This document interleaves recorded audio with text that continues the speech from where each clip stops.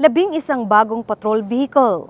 Ipinamahagi ng Misamis Occidental at Lanao del Norte. Ipinamahagi ang 11 bagong patrol vehicle sa Misamis Occidental at Lanao del Norte bilang bahagi ng PNP Modernization Program na layong palakasin ang law enforcement operations, mapabilis ang police response at mapataas ang police visibility sa mga komunidad.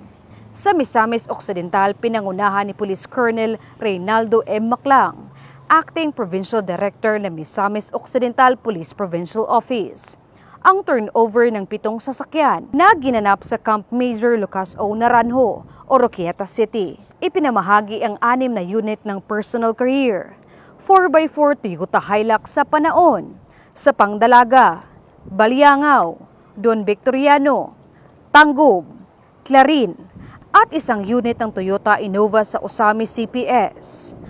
Ayon kay Police Lieutenant Colonel Mardy M. Hortaliosa, Deputy Provincial Director for Administration, bahagi ito ng modernization program ng PNP upang mapabuti ang operational mobility at police visibility sa kanilang mga area of responsibility. Samantala, sa Lanao del Norte, pinangunahan ni Police Colonel Leo Suwa, Provincial Director ng Lanao del Norte Police Provincial Office, ang turnover ng 4 na bagong patrol vehicle sa Camp Major Eduardo Caligo Tunog.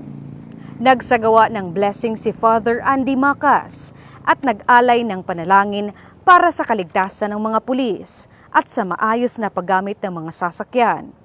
Ipinamahagi ang mga patrol vehicle sa mga police station ng Puuna Piagapo, Sapad at Kauswagan, pati na rin sa Provincial Office ng LDN-PPO. Ang pamamahagi ng mga patrol vehicle ay patunay ng patuloy na pagsisikap ng Pro-10 na palakasin ang frontline police services at tiyakin ang mas mabilis, epesyente at maaasahang paghahatid ng serbisyong pangkapulisan sa publiko. Mula dito sa inyong higalang pulis, Regional Office 10 Public Information Office, ako ang inyong PNN correspondent, Patrolwoman Jane Rose Bohol, alagad ng batas, tagataguyod ng balitang pulis.